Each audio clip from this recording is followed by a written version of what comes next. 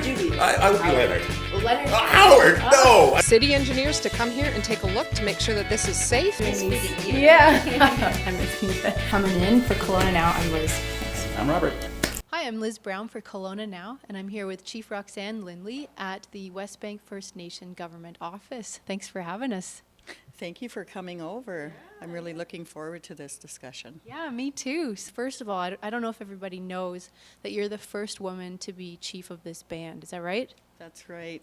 Yeah. It's been a really exciting time, and being the first female elected.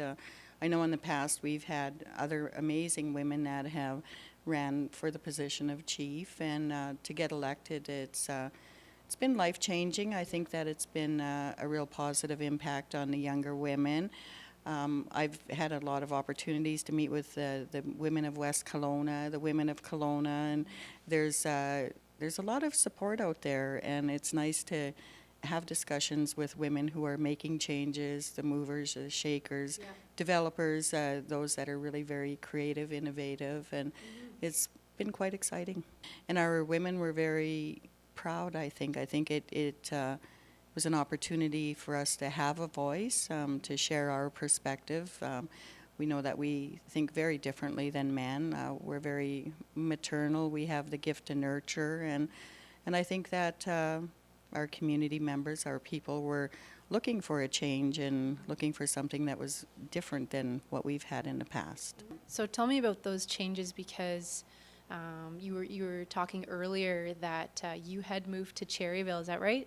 Yeah, I had retired about 10 years ago.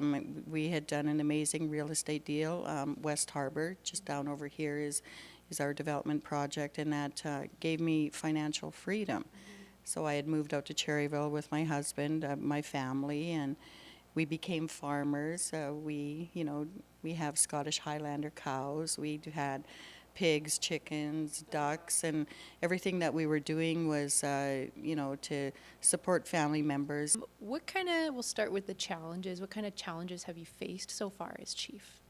Well, you know what, there's been a lot of support. I think about my first meeting with the Okanagan Nation Alliance within our nation. I'm the only female chief, and I remember walking into my first Chiefs Executive meeting at the Okanagan Nation Alliance, and all the men rose, and I got hugs, and it was a very loving welcome.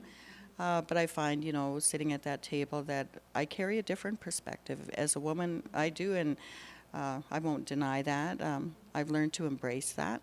I think it's very powerful, and it's a good opportunity to bring our issues forward.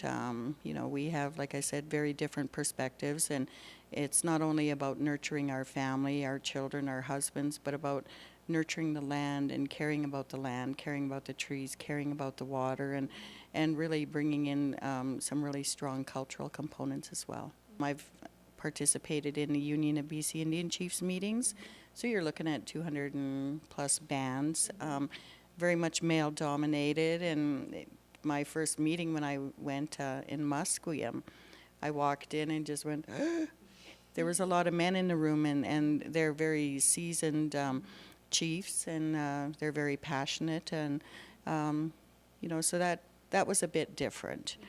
So what are the things you love about holding this position? I really love the discussion, and to be able to sit with other leaders who have the gift of vision. Male and female, I've learned a lot. I think I've learned patience. They've given me a greater understanding of some of our huge concerns. I think that I've been given a much better understanding of who I am, what my passions are. I love the discussions about the land. I grew up with a really very strong culturally based family, so I had a connection to the land. So to be able to get into this position and start bringing some of my own values forward, I find that really exciting. So I think about the water, some of the desires I have for areas in our community of cleaning up the water, of looking at the water for future generations. I think that for me, that would be my biggest passion, is looking at what kind of a foundation we can provide, what we need to do to ensure that we have a strong, healthy foundation for the future. That's very important to me.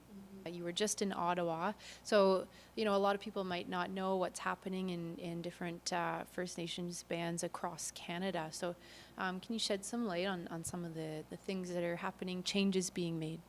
We had an opportunity to sit and meet with Prime Minister Trudeau. I got to meet him, and What was that like? that was exciting. Yeah. I didn't think I was going to be excited, but I tell you, when we were all sitting in the room and he walked in, my heart just started pounding, because I was like, oh my God, this is a Prime Minister. So when we were at Ottawa for that presentation, there were 6 chiefs that got to speak.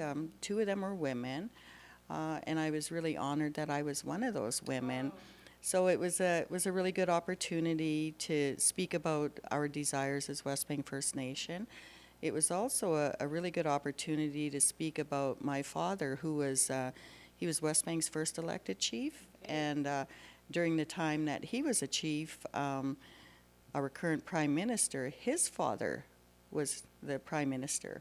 Really? So yeah, so Wow. I got to bring that aspect forward, and the discussion was based on truth and reconciliation, and I had said to our current Prime Minister that I had hoped that we could settle this, and I would hope that our grandchildren wouldn't have to be sitting at the table across from each other having these discussions, that we could do it and do it right, and now was the time. So I was really excited about that. It was a really big step, and just... Did he give a response? He did, and he got quite emotional when I brought up his father and my father and working together. And mind you, that was during the time of the white paper policy, so it was a time that it wasn't really as lovely, and it really wasn't about truth nor reconciliation. So for where we were both today, I think that we've seen that as Canada taking huge leaps, huge steps in looking at correcting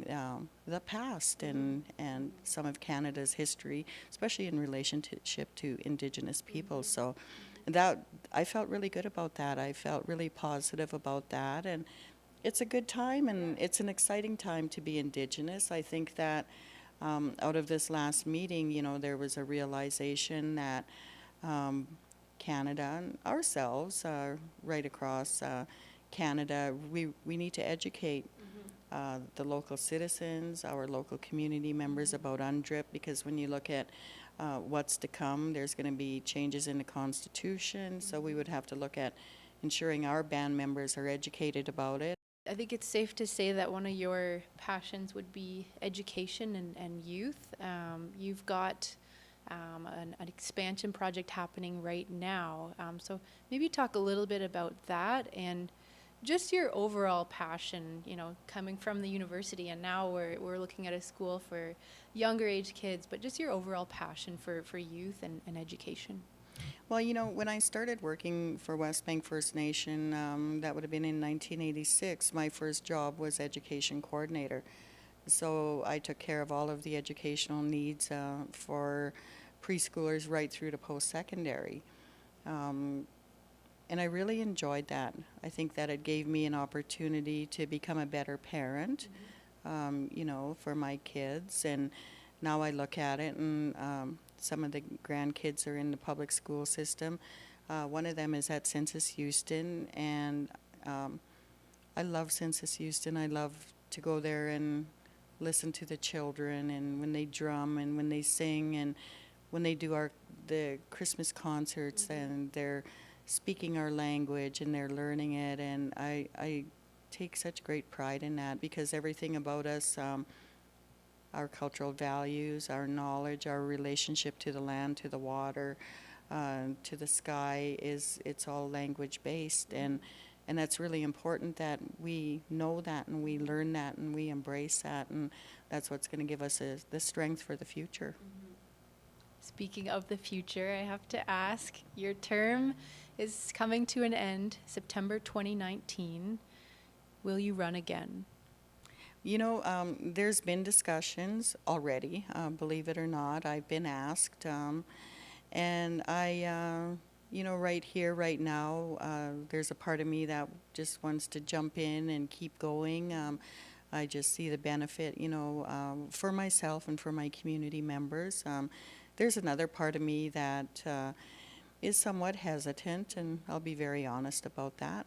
You know, I have a husband, and we've got property in Cherryville, and it's a fair size chunk of property, and he needs help. And I see myself right now in a really balanced position. I get to go out and do the powerhouse thing and put my voice out there, and yet I can go home and still be the lovely housewife and pick up the vacuum and clean up after the husband. So it's yeah, right now, you know what, it's I couldn't say for sure, to be totally honest. You know, there's a part of me that doesn't want to walk away. There's a part of me that really believes that now is the time for Indigenous women. I love being a role model. I've been told I'm a role model from young women, from some of our elders, women from other communities, and it certainly isn't about ego. It's about passion. It's about commitment, and it's. I think it's within my DNA. It's within my lineage, a leadership role, and I must accept that. So you know, there's a. Tomorrow I'd probably say, you bet, I'm in. So regardless of your time frame, what sort of legacy do you hope to leave, or if there's one thing you want to instill in your community or one thing you want to accomplish during this time? I think my biggest legacy would be the land.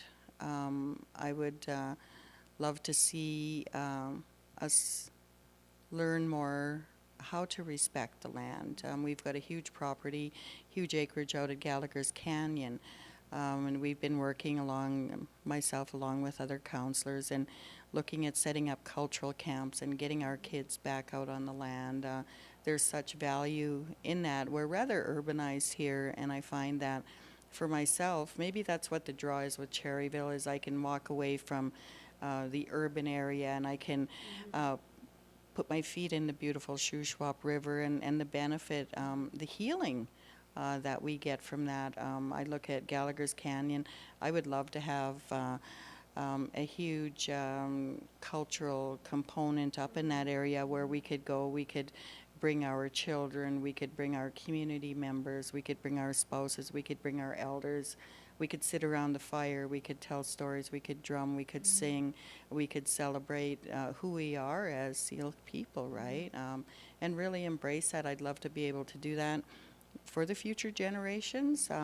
Right now we're looking at tourism and the whole industry and stepping into that. And again, it's an exciting time, because now we've met with senior officials, we've met with a lot of different agencies that want to partner up, they want to collaborate, and there's such strength in that, in bringing cultures together and going forward together. So I get it. I really look forward to that. It's an opportunity for us to showcase our language, our culture, our lands, even our sacred areas, how we utilize the lands, our plants, our medicines. It's a time for us to really shine.